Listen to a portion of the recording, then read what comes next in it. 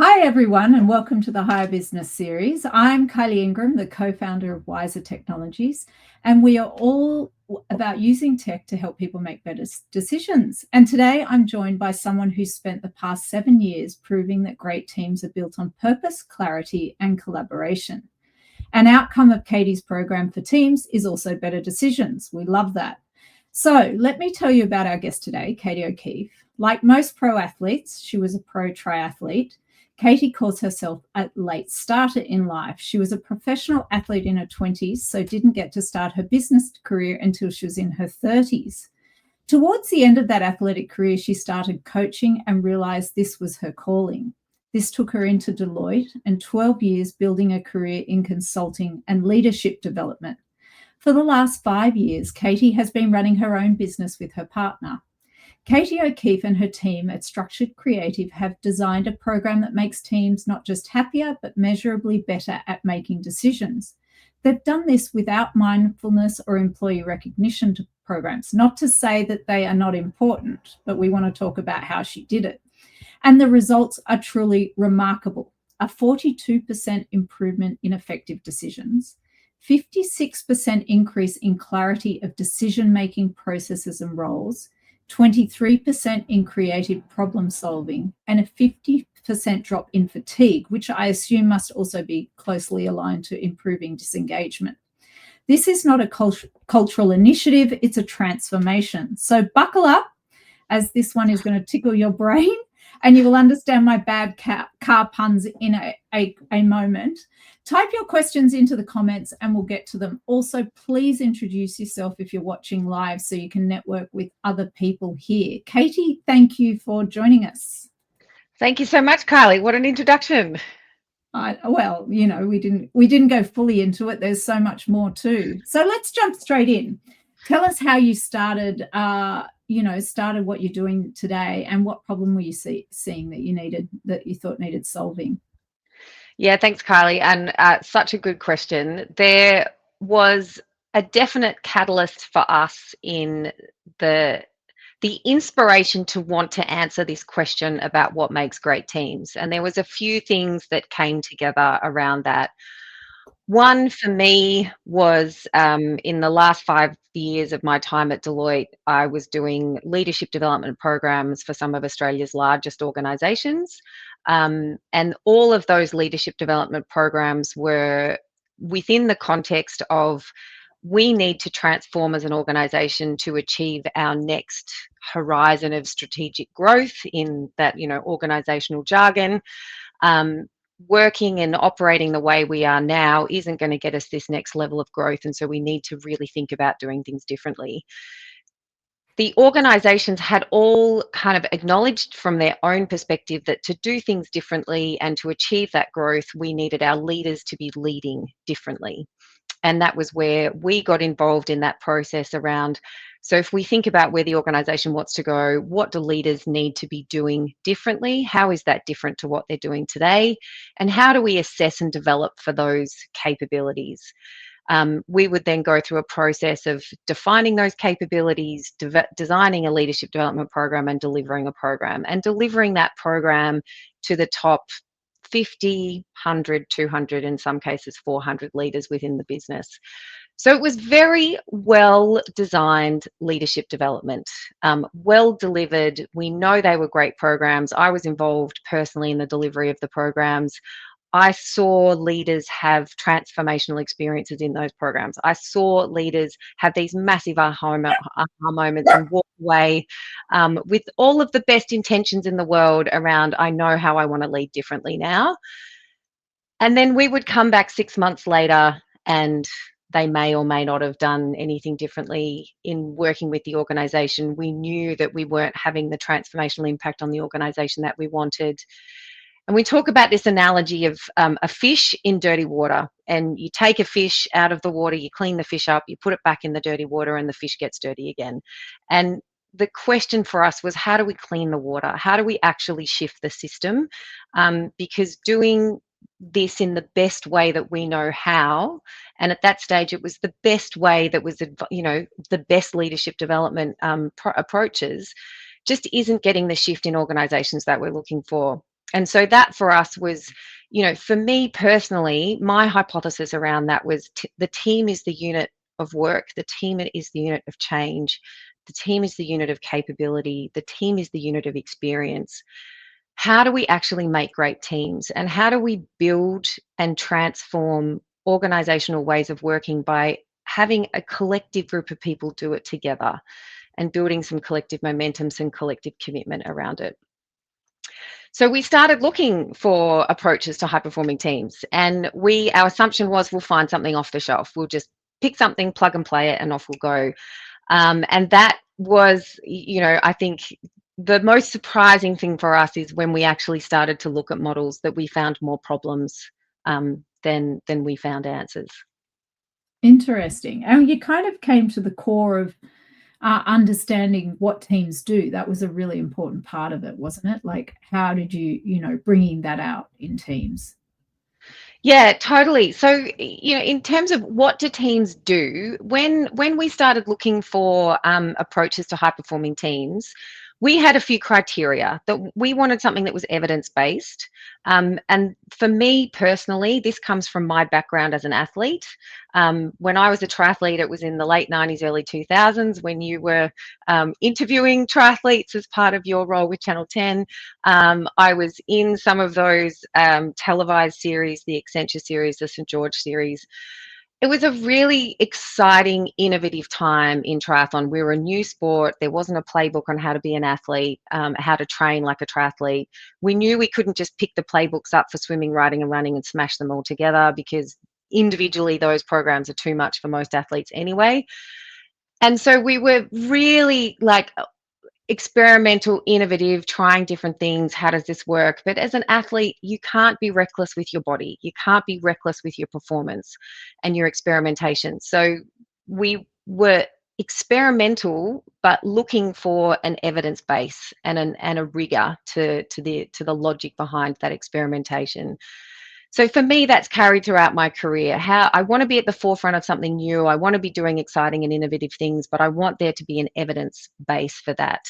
And for the people on the call who've had any connection with Juliet and some of the Juliet Burke and some of the presentations she's done here, Juliet has an even bigger push for evidence than I do, and we worked together really closely for a long time. So she was very formative in kind of nurturing that passion for me and helping me want to see that more.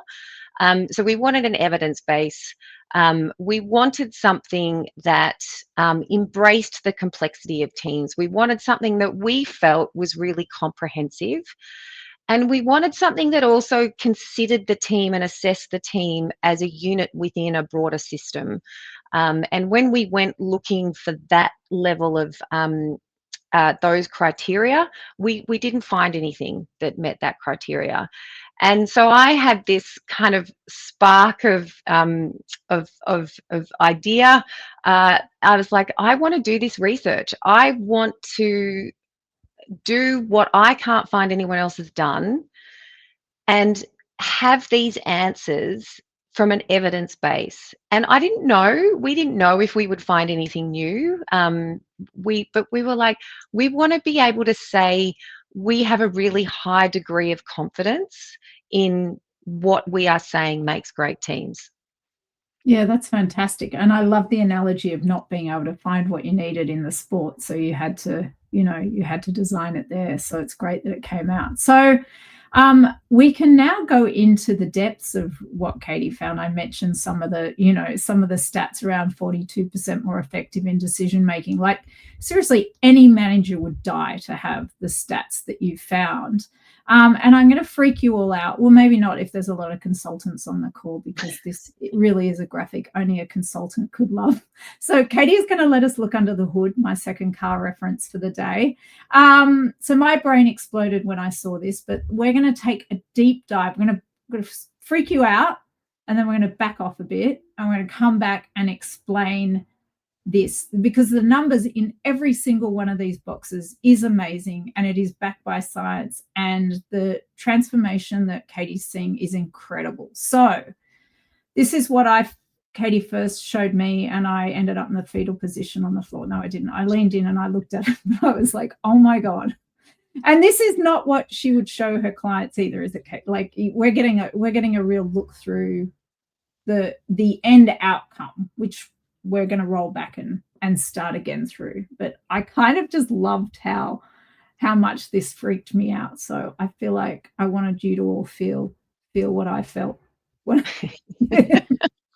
And yes, so to clarify, this is a real, like, we're getting right under the hood here. So the reason I put this visual together is Kylee and I were having a conversation about decision making and decision making in teams. The Wizer decision making tool I just think is amazing. And we were chatting about how the work that we've done, what we've seen improve in teams around decision making, and some of the adjacent improvements related to that. And I said to Kylee, look, let me go away and actually go through the data in detail, and I'll look item by item at the things that I think are most related to decision making, and then I'll come back to you with some data on that. And this was this slide, and Kylee was like, oh my God, this is crazy.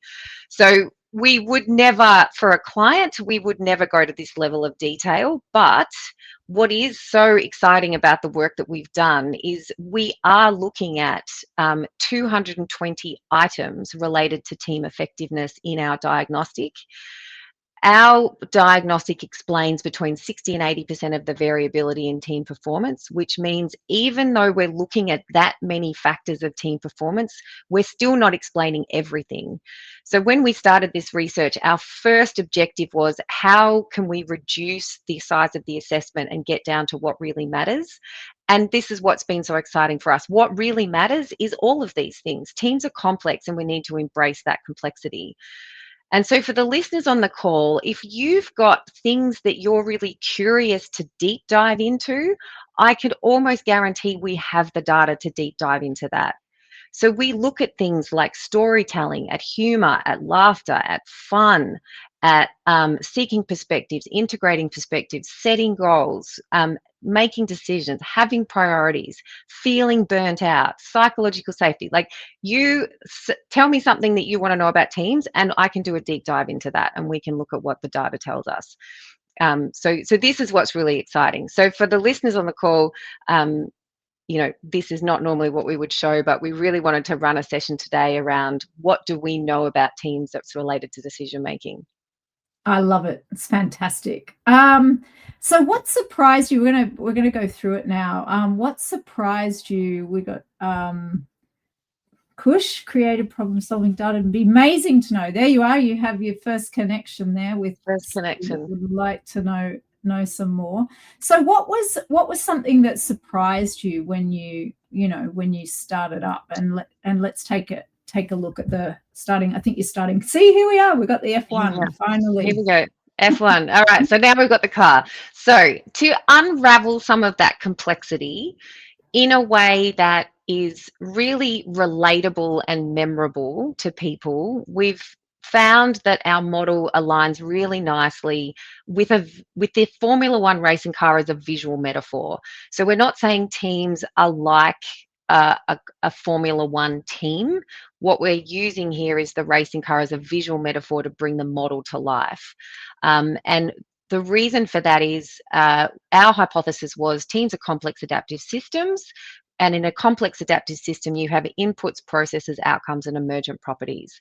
And what we've done is, with the pool of data that we have, we've done a factor reduction on that data. So from the 220 items, how do those 220 items statistically and logically and reliably group into constructs?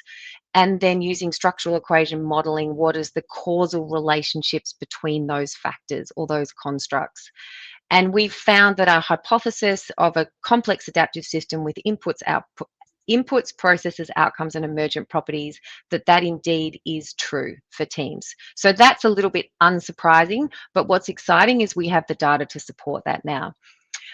There's a few things that have been a little bit surprising though. So let me work through the metaphor bit by bit. So one of the reasons why a racing car metaphor works, in particular in Formula One, is it's rear wheel drive. And in a rear wheel drive car, the front wheels simply point you in the direction of travel. This is how you know if you're on track or off track. So for us, the front wheels are the very definition of team performance. This is how you know if you're a high-performing team or not. And it's these three distinctly different performance measures of, do we achieve our goals? Are we an effective group? And in that we mean, do we achieve more together than as individuals working alone?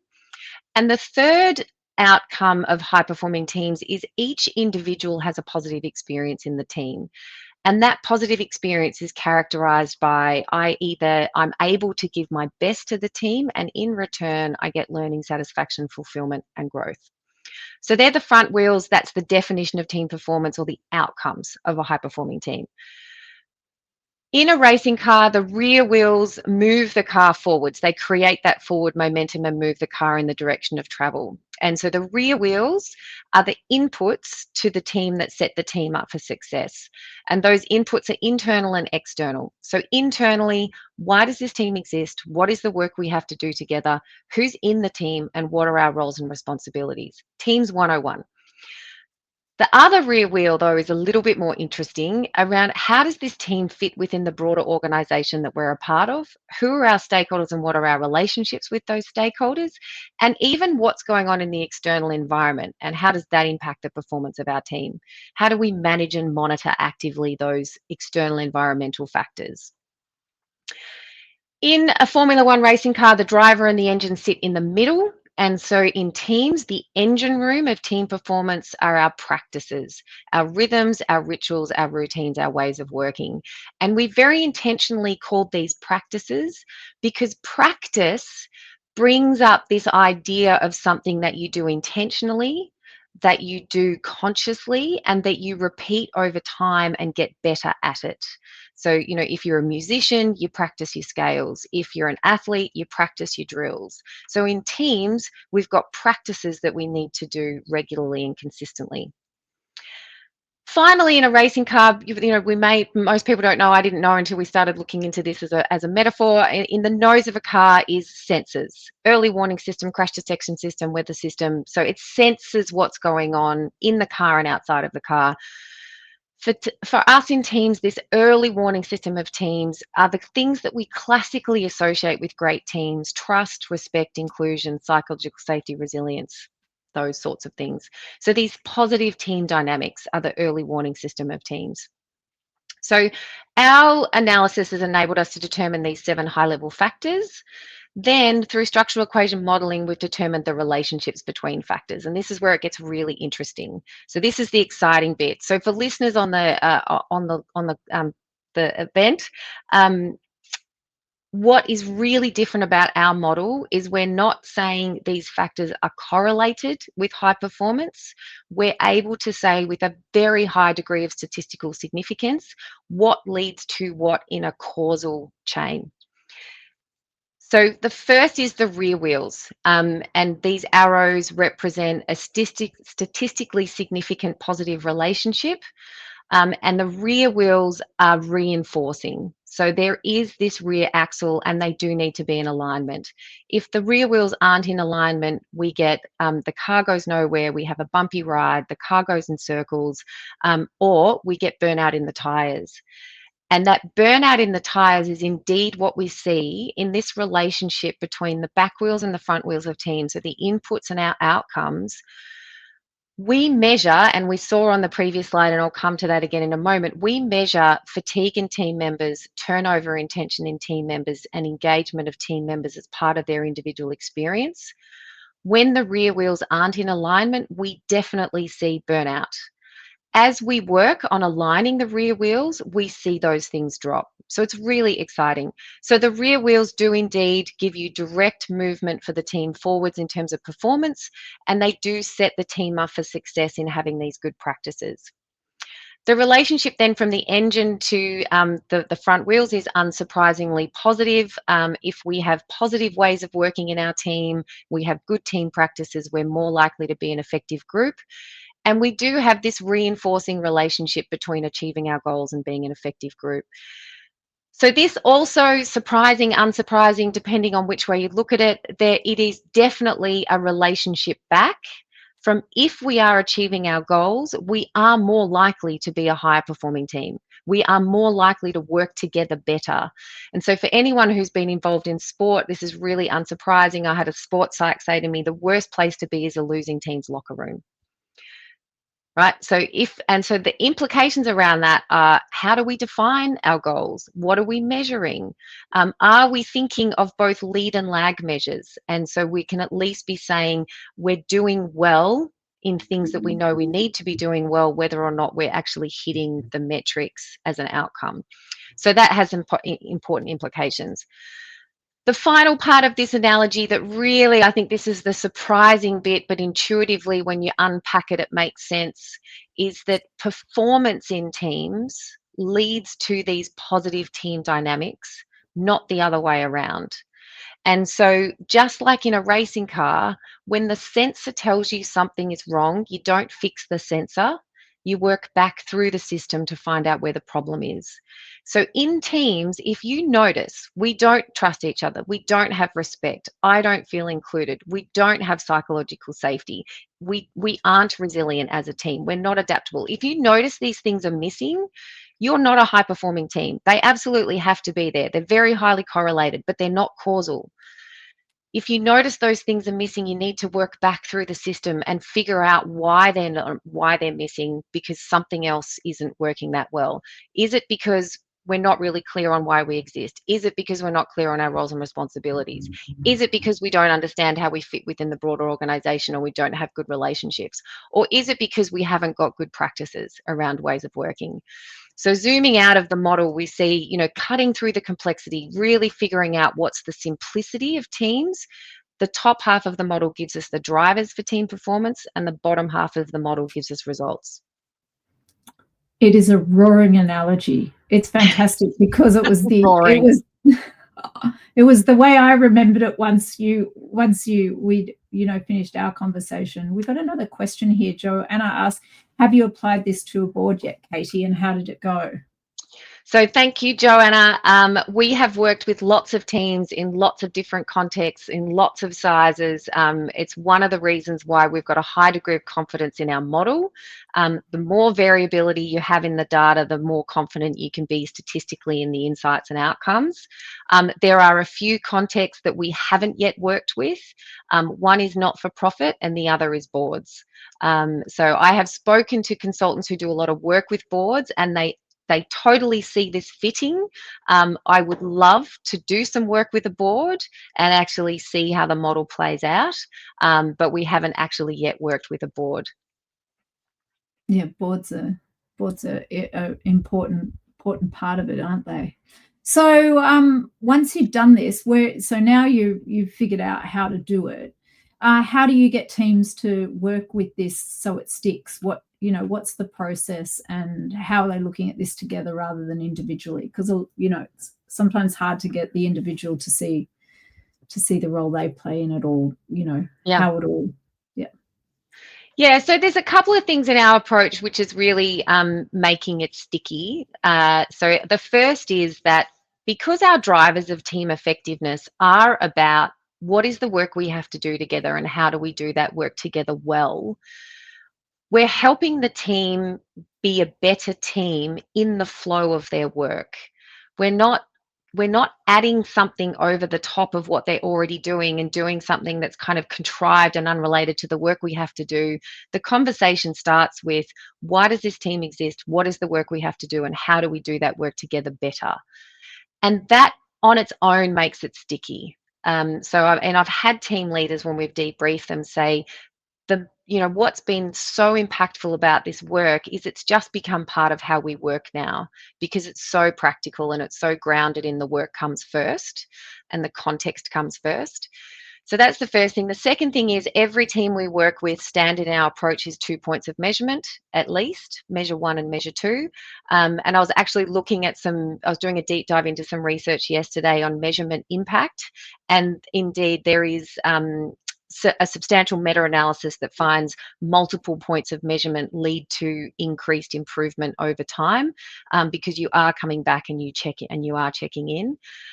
The third thing about our assessment, which is really interesting and really different in the context of teams and also makes it stickier, is we ask questions intentionally about both I am good at this in the team, and as a team we are good at this, or collectively we're good at this, or all team members are good at this. And you get this really interesting insights back to teams on where people see themselves more favorably than the team as a whole, and the reverse, where people see the team more favorably than themselves individually. And that starts to open up conversations. I was debriefing a team this week where one of the biggest discrepancies was I communicate openly and honestly. As a team, we communicate openly and honestly. And in the organizational context questions, we asked people in this organization communicate openly and honestly. And the data that came back for that team was individually, everyone said, I communicate openly and honestly. But the scores for as a team or as an organization were incredibly low. And that opened up this conversation around what's going on in the dynamic when we're together that is not enabling us to feel like we're having open, honest communication either with each other as a team or with other teams in the organization. Yeah, nice. And what happens if the team's been through this change, but the rest of the org hasn't? What do you see there? Yeah, it's a great question. So I've had this saying that teams are contagious. Yeah. And if you think of the organization is like a system, and teams within that system are like cells, and healthy cells are contagious, and sick cells are contagious. And because our model looks at Do you want how to? do we fit in the context of the organization, how do we have good relationships with our stakeholders, and who are they? Because we're intentionally and explicitly asking teams these questions, and every team we've worked with has scores here that highlight they need to do work on this. They need to work more on how they have better relationships with their stakeholders in the broader organization and the external environment. So that starts to spread. So we're not just saying to a team, why do we exist and how do we do our work together? We're actually saying to the team, how do we need to work better with others in order to be more successful together? And that starts to spread the good work. And then when we work with multiple teams in an organization, we get multiple of these conversations. And so when, if I'm the sales team, I start thinking, oh, I need to be working better with the customer service team and the fulfillment team. If I'm the customer service team, I'm thinking, oh, I need to be working better with the sales team and with the planning team. If I'm in the quality team, I'm thinking, oh, actually, I need to be working better with the manufacturing. So we're not saying to people, break down silos, collaborate better, let's run collaboration skills training. We're not saying any of those things. Teams are saying it to themselves. And that's where it really, people are always more persuaded by what they say themselves and what others say to them. So rather than us going in and saying, you need to do this better, they look at the data and they say, oh, we need to do this better. How do we do it better? Help us to do it better. That's nice. It sounds very empowering for the teams too. Very empowering. Yeah. You've got more things to show us, but does this lead into my next question for you is, why do you think decision quality improves so sharply when teams are working this way? Yeah, well, I think decision quality improves so sharply because we measure decision quality. Yeah. And teams are awful at decision making. So there's a couple of things that come through consistently as really low in teams. Accountability is one, and decision making is another, and fatigue is another in individual team members. So that comes through really badly. And that, and I'll go to the next slide in a second and share that. But if I kind of go back to where we started on this, we started with an ambition to look at everything anyone has ever said in any context makes a great team, and collect the data to determine statistically what does matter and how does it matter. And so because we started with that comprehensive base, we are measuring things like how do we make decisions? We are measuring things, how do we solve problems? We are measuring how do we hold each other to account? How do we develop our skills? How do we reflect and learn? And so what I'm loving about as I work with this data with teams, and we've been working with it for 7 years now with real teams, is every single time the data pinpoints what this team needs to be better at. And it shines a light on it in a way that the team members then have this motivation to work on it because they realize they're not the only ones who feel this way. Yeah, fantastic. So let's start to go through some of the numbers. Is that what we're... Yeah, let's do that. So we're going to go back to that crazy first slide that we put up. Yay. They're all ready now. You've primed them now. We've primed them now. Now we kind of understand what we might be looking at and where that's coming from. Let's unpack it bit by bit, and just remembering context. Context is critical. The data on this slide is specifically within the context of understanding and digging deeper into decision making in teams. So this isn't everything. There's more than this, but this is really pinpointing and highlighting decision making. And this is kind because this is the crossover for Katie and I about what, how we'll be working together in the future too, I think, like in that decision space. So in that decision space. And I'll talk, like, the Wizer decision-making profiling tool just is such a perfect connection into this work with teams, because we have this insight around, we have diverse, we realize we have cognitively diverse team members, and we need to optimize the value and really get the value from having all of that diverse thinking and experience in our teams.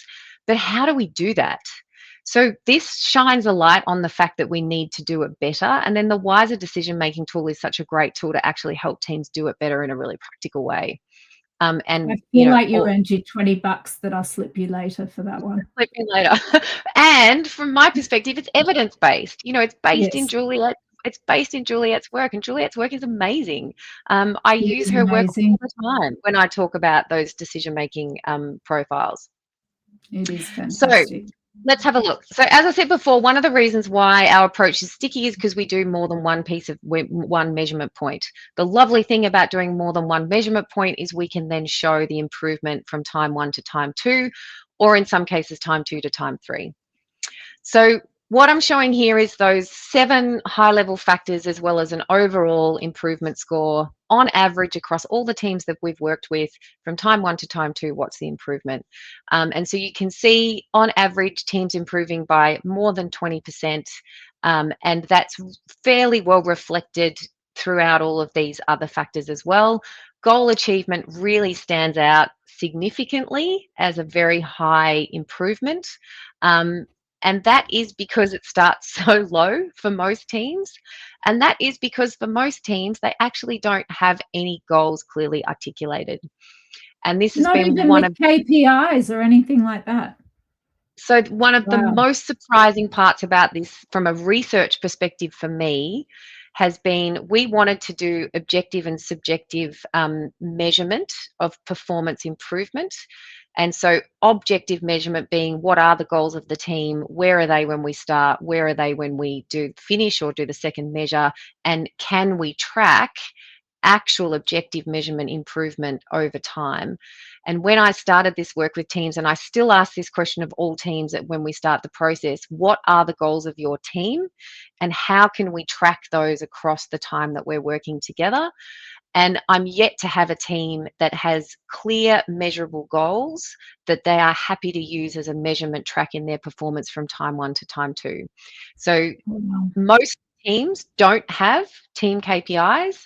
And if they do have team KPIs, there's this kind of caveat around, well, they're not really our KPIs. They rely on all these other people, and that they really are these interdependent KPIs.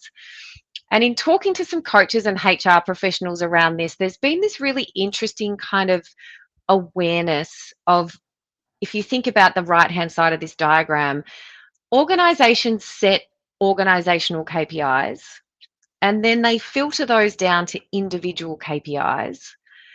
And so at an organizational level, we're really focused on the right-hand side of this diagram, and engagement surveys do the same thing. They're really focused on the right-hand side of this diagram. And so we're talking about external context and individual experience.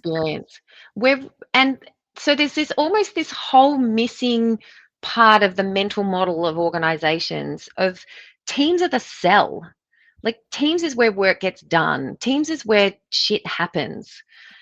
But as we think about setting goals and measuring our success, we're really only thinking about the organization and the individual. And so if we can just expand that to really thinking collectively about teams, both in terms of, are we setting teams up for success? Are teams performing well? And are we giving teams goals that are about doing their work together collectively? And what difference would that make if we actually started to think about organizations in this way? So the depth of what you've done is truly incredible. Like, what you know is so amazing. Thanks, Kylee. It's been, it really has been, and I think that's a really appropriate point to kind of just wind right back from this to like my personal mission. And my personal mission in life is to make the world a little more whole, one leader, one team, one organization at a time. And that for me comes from a moment, and I think I was about 25 and I was pretty early in my career. I was still being a triathlete. And I read an article that said if you put your life on a ruler and you block out how much of that ruler is at work, more of your life is spent at work than it's not. More of your life is spent with work colleagues than with your loved ones. And why can't we make that experience at work better for people? Why can't we make that a really fulfilling part of our lives, a really exciting part of our lives? And if I take that for me to the next level is, for most of us, that experience at work happens in teams. And for most of us, that experience in teams is pretty average. So if we can, and this is my personal mission, if I can make a genuine contribution to really understanding what makes great teams so that we can uplift that pretty average experience into something that's really good for people, it doesn't even have to be awesome. Like, let's just make it good. Then that flows into all aspects of our lives. We're better parents, we're better friends, we're better children, we're just better for ourselves as well. So that's why. It's a lovely analogy. And I think the other thing is the world is pushing up against that, in the sense that, we talk a lot about how we're not conflict entrepreneurs at Wizer, how we are trying to make people come together. And I think, in all social media, they're making money from that conflict and keeping us apart. So it's hard now for organizations to counter that, because it's what people are used to, that identity politics, that are, people making money from keeping us apart and arguing. So, what you're trying to do is also pushing up against a current trend in society. And that outrage, let's just be outraged by everything. And that's so interesting, because the question before about, are you working with a board or have you worked with a board? No, we haven't. But we are working at the moment with a councillor team, so within a local council. And I was speaking to someone else yesterday who's from another council, and he was saying, have you done any work against councils? And I said, actually, yes, we're working with a councillor team. And he was like, well, good luck with that. If you can crack the nut of a councillor team, you will have every council in Victoria wanting to work with you, because they're awful. Because you get people from different political spectrums coming together, and in some cases they've been elected on the basis that they don't agree with their fellow councillors. And yet the super interesting thing about the context for this team is every team we've worked with think they have a shared sense of purpose, but we ask them qualitatively to articulate their purpose. So every team thinks they have a shared sense of purpose, but when they articulate it, it's really different. This team is the first team where they don't think they have a shared sense of purpose. So they've all disagreed to these questions around, do we have a shared sense of purpose? Is it meaningful? Blah, blah, blah, blah. But the qualitative question, describe the purpose of the team in your own words, they've articulated it almost word for word with each of them. I can imagine that. I was going to guess that. Like, you could see they just think that they're so far apart. They just think that they're so far apart. And it was really, they ran for council to make their communities better, would be an obvious thing. Would be an obvious one. And it really has been And the coaches working with this team did the debrief, and there's counsellors on this team who won't talk to each other, refuse to talk to each other, and they debriefed that they had a day, they debriefed it, and by the end of the day, the counsellors who were refusing to talk to each other had said, let's go and have coffee together. And the counsellors have said to the coaches, I really want you to continue. We need to continue this work. It's really important and it's making a difference.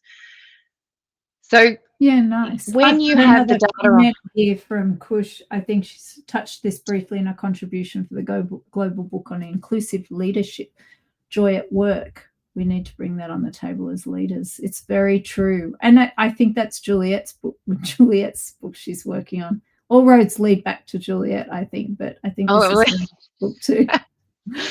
Anyway, so that is a little interlude. Let's keep picking through this data. So let's come back to this crazy slide bit by bit. So we've got to get there. We've got to get there. So looking at these questions in a little bit more detail. So goal achievement, what's driving that? So there's a couple of questions here that are really driving that. People saying, as a team, we achieve our goals. As a team, we accomplish our purpose. So that's really going up. Group effectiveness. So this is, do we work together in a way that we achieve more together than as individuals working alone? And under that, we've got some specific group effectiveness outcomes. One of those is, as a team, do we make effective decisions? And so teams are saying overwhelmingly, yes, through this work, we're now making more effective decisions. And then we talked earlier, you've got this really interesting drop in fatigue. And one of the questions in particular, I feel there is more work than I practically have the ability to do, is reducing by more than 245 points. Like, it's just massive how much people going through this process are feeling like they can manage their workload. And why is that? So let's have a look back through that. Are they feeling alone? Like they're just, you go. Since you have the data, I'll stop asking. So look, when we look here, so the practices that sit underneath this, there's 3 practices, and that we separate these because statistically the top 3 directly influence group effectiveness. The bottom 4 influence the 3 above. So the way we describe these 4 practices here is they're the supporting practices that create the conditions in the team for us to do some of this harder stuff more effectively. So the 3 practices that are the most important: the operations of the team. How do we structure and guide the work? How do we have clear processes for making decisions and solving problems? How do we make decisions and set priorities in the context of our goals? So this really is about managing the work of the team. Accountability. Do we do what we're saying we're going to do, and do we hold each other to account for that? Goes up significantly. And creative collaboration. These are the skills of seeking perspectives, integrating perspectives, reflecting and learning, and interestingly, caring for each other. So step in and helping each other out when we need to. So how do we collaborate together in creative ways? So this is very much, if you think of this as like the people side of the team, the interpersonal side of the team, this is the task side of the team, and in the middle of that is accountability. And accountability is both for ways of working and for goals. It makes sense. If teams get better at these 3 things, let's set clear priorities. Let's hold ourselves to account to those priorities, and let's collaborate together more effectively. I actually feel like I can manage the workload. We're not saying yes to everything. We're not trying to do everything. We're not going around in circles. Decision rights are clear. Like, who makes decisions? So if I unpack these a little bit more, decision making. When we're problem solving as a team, we use a defined process for deciding on a course of action. Goes up by almost 6-fold. When we are problem solving a team, we use a defined process for creating, evaluating options. More than doubles. The team has a clearly defined approach that governs how decisions are made. Goes up significantly as well. So thinking about making decisions, do we have clear processes around that? On the other side, in creative problem solving, are we taking risks? Are we trying new approaches? Are we valuing creative and unconventional ideas? Are we collaborating? Are we seeking perspectives, and are we integrating perspectives? all of those things go up. So when you have the practices in a team related to these mechanics of decision making, then you get more effective decisions. It's If I go, fantastic. if I go back, and there's a couple of really interesting things here. In my team, people are creative in unique ways, goes up significantly. This is within the context of turnover in teams actually being present. So we have another measure here I haven't included on this side, but we have a measure called time on team. And that measure has actually dropped by 1% from measure 1 to measure 2. So what that means is we are getting an increase in these factors even with team turnover. So the stickiness of this work, people come and go, teams remain. So if we can embed these practices in the ways of working in the team, as people come and go, the ways of working stay consistent. Well, they're probably proud of their process and culture. It's you've improved it so much. Why wouldn't you want to keep it and shape the new people into that? Into it. And you induct new people into those ways of working. New people come into a team that's already working better, and so it stays working better. And so it's interesting that we also, as we have these processes for seeking perspectives, integrating perspectives, valuing creative and unconventional ideas, when we have these processes in place, we actually realize people are creative in unique ways in the team, rather than having one voice that speaks all the time and we actually don't know who, the relative creativity of our team members. We start to unearth that a little bit more. On the other side, the organizational context, this is also really interesting. We see these positive improvements in the way team members perceive and experience the broader organization around some of these factors, but we aren't doing any traditional kind of HR type interventions around broad scale organizational culture change. What we are doing is working with the team in the context of the work, helping them to see how they fit within the broader organization and work better with other teams and their stakeholders. And as a result, you get this organization-wide improvement. So you get this contagion effect. So people start to see people in this organization trust each other. Diversity is an important part of success. We encourage people to take risks and be innovative. Decision-making processes are clear. Our team participates in organizational decisions that affect the work of our team. The team gets what it needs from other teams and we work collaboratively with other teams. So all of these things are going up over time, and they're going up because the team is working on them, not because the team is saying, organization, what are you going to do for me? Leader, organizational leaders, what are you going to do for me? The team is saying, what are we doing for ourselves? Yeah, that's fantastic. It's amazing. And I wonder if there's a kind of do you have a kind of client that gets it straight off the bat? Hold on, I got a question for you. I think it was from Narissa.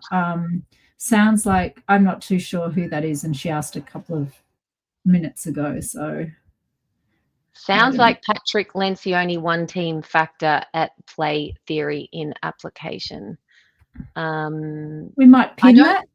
Yeah, we might. I don't fully understand that, but so the Patrick Lencioni thing, and it is Patrick Lencioni's model talks about 5 dysfunctions in a team, and the first dysfunction is a lack of trust, and that may or may not be true. And when we think about dysfunctions, it may or may not be true that the first thing we notice in teams that isn't working is that we don't trust each other. But what our model clearly shows that if we don't trust each other, we don't build trust by doing contrived activities to be vulnerable with each other. We build trust by working on things like, why does this team exist? How do we fit? And what are our practices? And then we get these positive flow-on effects. So when we look at these team dynamics, a couple of things that have really come out in terms of our model: psychological safety. I feel safe to speak up without fear of negative consequences increases significantly. Team members feel safe to speak up without fear of negative consequences increases even more. In my team, we have trustful relationships with one another, also increases. We aren't doing traditional trust building activities We aren't doing some of the things that people say you need to do to build psychological safety. We're not going in intentionally with the objective to build trust and psychological safety. What we are going in with is to say, how do we be a high-performing team? How do we achieve our goals? How do we be an effective group? How do we give each individual a positive experience? We do those things by being clear on, why does this team exist? What's the work we have to do? What are our roles and responsibilities? How do we fit within the broader organization? And how do we have these practices for managing, guiding the work of the team, being accountable, and creating and collaborating creatively with some of these supporting practices underneath? When you do those things, and this is where leaders say to me, this is such a relief because it's so practical. And I had one leader say to me, this is delightfully retro. Like because it's like we go to work to do a job. I think this is what really frustrates me around a lot of stuff around leadership and team development is at the end of the day, we go to work to do a job and we want to feel like we're doing that job well. We want to feel like we're working with other people and really kicking goals. So let's get back to that practical reality that we go to work to do work. Let's agree on what the work is and then let's do it well.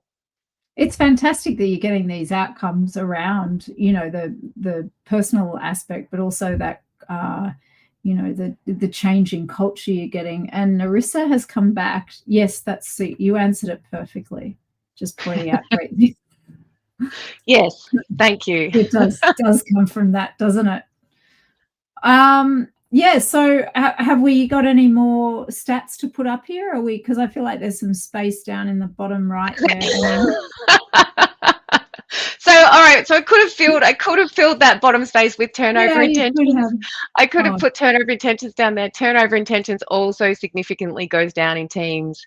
You know, a couple of other things. Inquiry, sitting within inquiry is listening, questioning, and seeking feedback. And that's both at an individual and a collective level. So I am good at questioning as a team. We're good at questioning. I'm good at listening as a team. We're good at questioning. I seek feedback. All team members seek feedback. And feedback is, again, we talk about an accountability pandemic in our culture. There's also a feedback pandemic in our culture. People just don't seek feedback from each other. They don't give feedback to each other.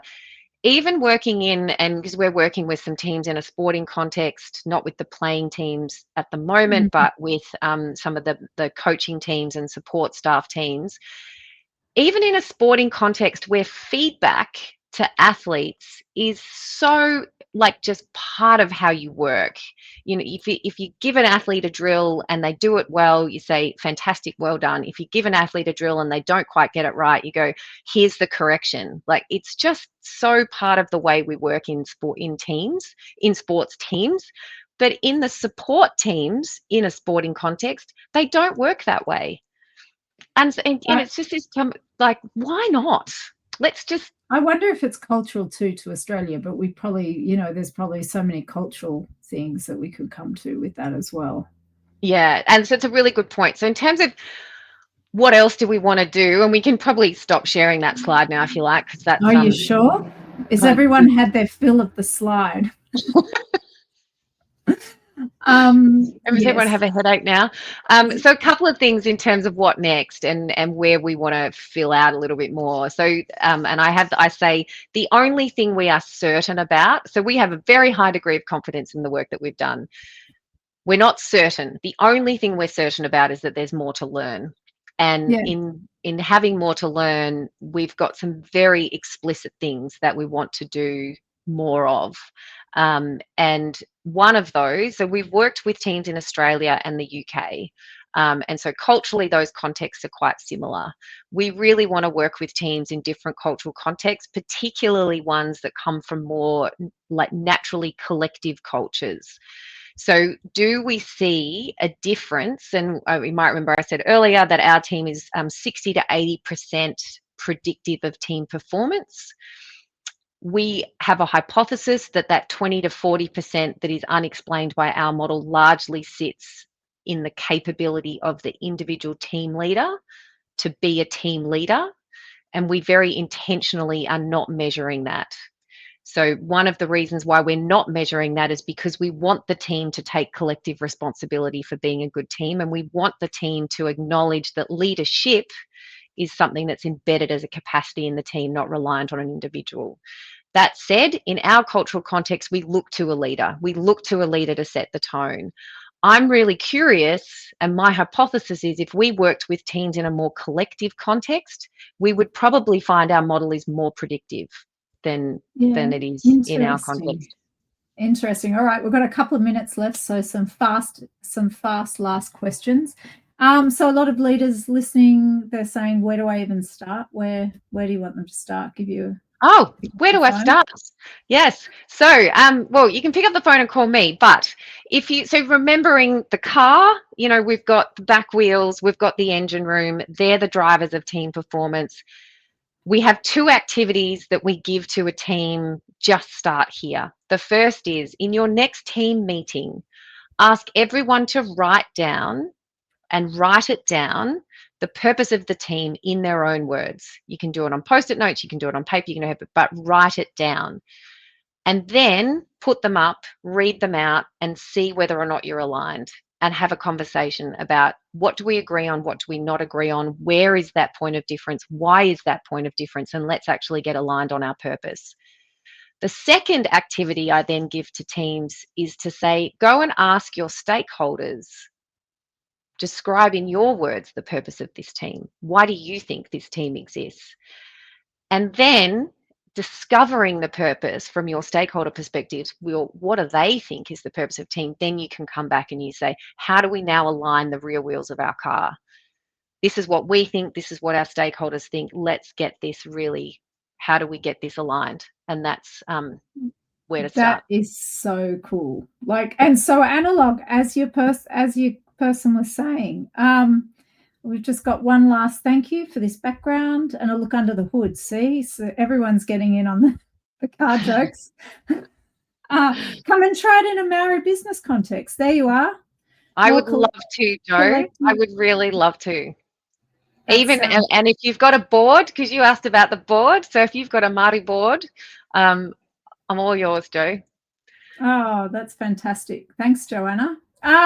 Yeah, well, I think we've all learned so much, Katie. And I was going to ask you, give 2 pieces of advice, but you just answered it then. And where do they start, I think? So we're away. Yep. And honestly, your results are so impressive. Anybody would die for results like that, I feel. Well, not die, that sounds extreme. But I think what stands out is how measurable your work is, and proving that great teams aren't just good for morale, they're critical for decision-making and the company as a whole. And your data is so clear. When teams understand what they're doing together, everything improves: clarity, creativity, and confidence. For anyone who wants to see what this looks like in action, we're going to share, we've had the link up the whole, most of the time, but reach out to her team, and we'll also reach out to people with some more information about what Katie and her team are doing. But Katie, thanks so much for joining us this wonderful Thursday morning or Wednesday night in the US. I know we've got some US viewers, so thank you for sharing what is under the hood. Thanks so much, Kylie. And for listeners in Melbourne, I'm presenting at the HR Leaders Summit next Thursday in the afternoon, and that's going to be at Crown. So come along if you want to have a chat to me in person.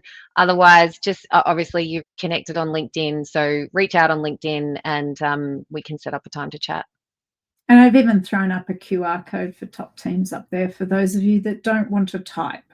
But thank you, everybody, for joining us today. You're a great bunch. And thanks to Katie, and good luck with it all. I can't wait till we start doing stuff together as well. Agreed. Me too. All right. Take care, all. Have a great weekend.